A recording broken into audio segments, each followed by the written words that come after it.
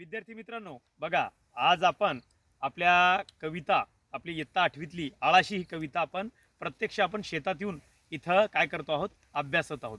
बघा, एका 4 भिंतीच्या वर्गामध्ये न शिकता आज आपण प्रत्यक्ष शेतामध्ये आलेलो आहोत आणि या आळाशी कवितेमध्ये नेमकं कवी हनुमंत चांदगुडे हे काय सांगतात यांच्याविषयीची माहिती आपण प्रथम ऐकवलेली आहे. गायन सुद्धा तुम्ही केलेलं आहे छान पद्धतीनं.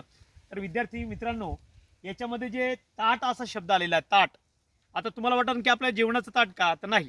तर हे ताट म्हणजे काय हे प्रत्यक्ष दाखवण्यासाठी मी इथं आणलेलं आहे. बघा, तुम्हाला हे कणीस दिसतंय बघा, आणि या कणीस जे आहे या ताटातून ते काय होत आहे, आपल्याला या कणसामध्ये दाणे भरलेले दिसतात मुलांनो.